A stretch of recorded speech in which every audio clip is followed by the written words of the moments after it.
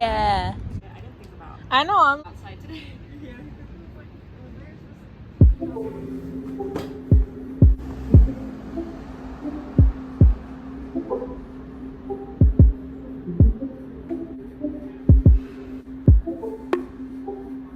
Of the petroleum industry. And so what ends up happening is this land is, or this area is much more affordable. It's not a resort town, but all the artists, the musicians, all the free thinkers, the poets, the writers, they come here because now it's an affordable place to live. And so this right. People looking at me low. No, I'm saying I think when I get this job.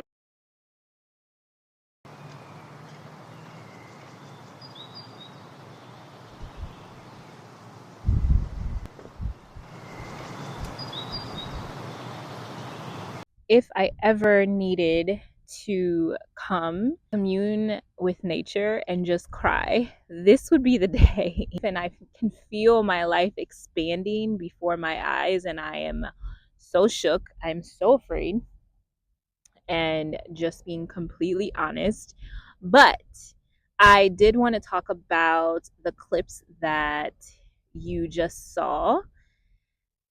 I have been connecting, and especially because this is June 2026, whenever you're watching this, especially because this is not only Pride Month, but it's also Juneteenth month, and reconnecting with my culture as a Black woman, a Black American woman, has been just something that's been so fruitful for me. It's been something that has brought me so much joy and opened up my creativity in ways that I could only imagine.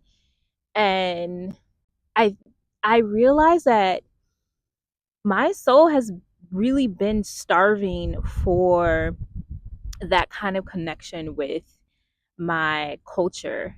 And I I it's just been such a thrill. And so what you saw was actually the Red Line Hotel, and that is a Black owned hotel here in California, in Venice Beach.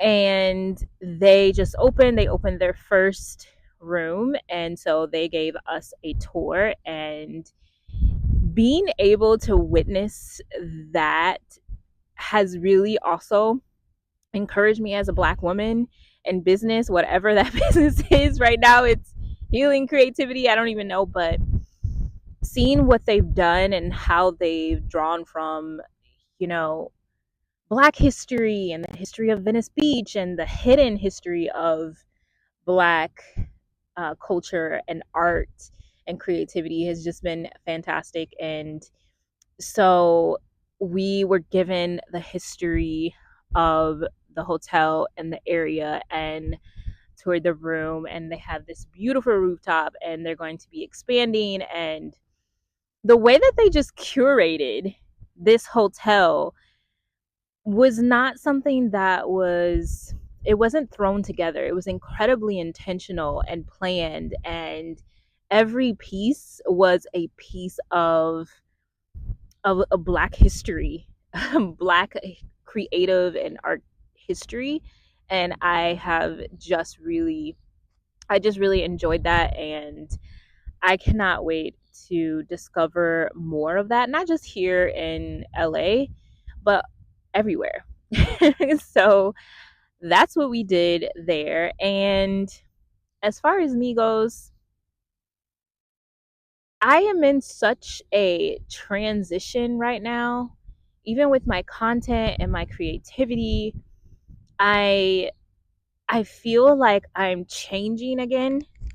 And honestly, that's kind of frustrating for me. I won't lie. It's a good thing, but it's frustrating because I feel like I'm constantly evolving. And what it does, it's like my head is spinning.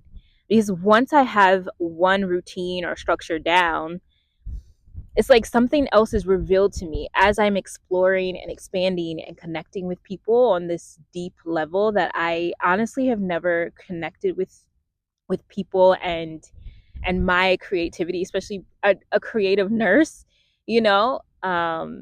It's been really good, but it's also been a bit frustrating to say the least. And I think that my creativity and my content is changing because at first I was in isolation. I was on sabbatical from nursing and I wasn't engaging with community. I wasn't in the public. I was just at home healing and journaling, or I would be in nature, and every once in a while I would go out, but I wasn't in a permanent place. And I'm still not really in a permanent place, let's just be honest.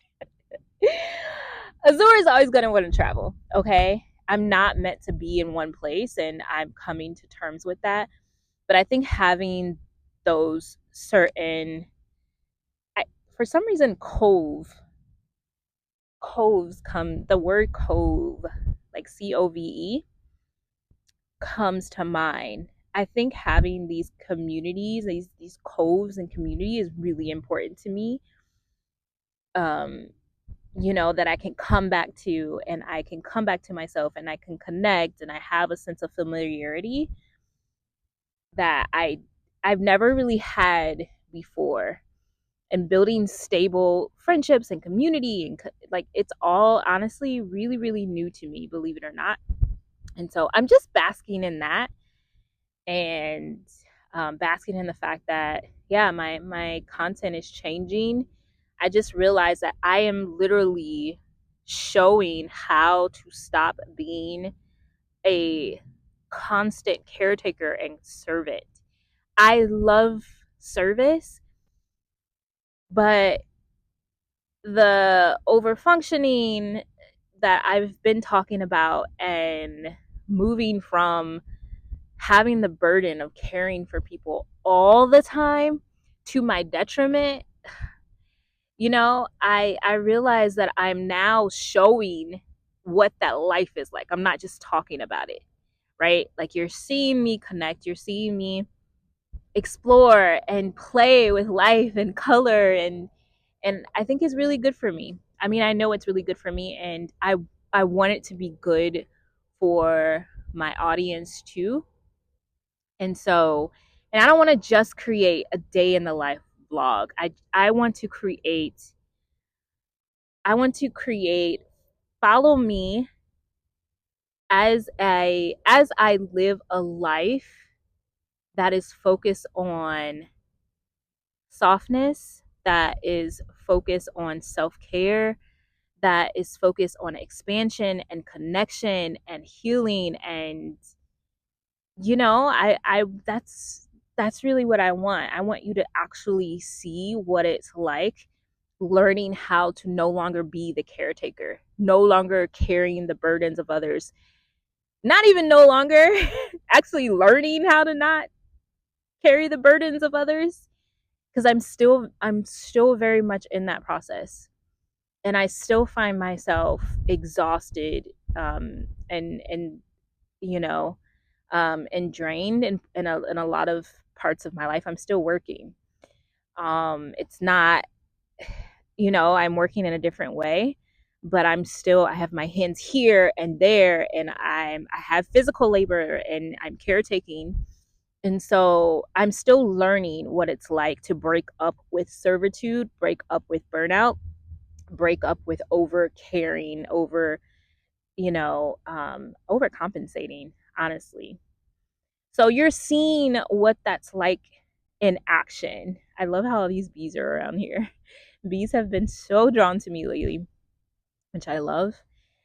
But you're seeing that in action. And I hope that it will inspire you to also move towards centering your own life versus centering someone else for the sake of being liked, for the sake of being loved, for the sake of feeling safe. And so, yeah, I am now hoping that makes sense. I'm hoping that makes sense to you. I want you to see it all. And if you're watching this in its entirety, I would love for you to tell me, comment and tell me what else you want to see. I really just want it to be incredibly organic. I don't want to go to a place for the sake of content. But I don't want to go and say, "Oh yeah, I can go get content." I want that to be a second thought if it's intuitively led, right? So, I'm excited about it. I'm kind of in shock that my content, that my work has really shifted more into watch me do my life, watch me live my life, watch me heal in my life, right? And so I love it. I don't know. It's nerve wracking, and it's kind of like, oh shoot, like I'm being seen right now. Like I'm being really visible and really scary. I'm actively healing a visibility wound because, you can be your own worst critic sometimes. But that is part of this healing. If I get one view, then it doesn't matter because it's the impact that I want to make has to start with me. So I'm impacting myself, and then hopefully you're impacted and feeling aspirational and inspirational to live a life of beauty too while you're healing. This is not, it's just, I just want it to be pretty realistic, right? Like, I want it to be quite realistic. So that's really all I have for you for today. I want to invite you to subscribe and like. So thank you so much for watching. I will see you later. Bye.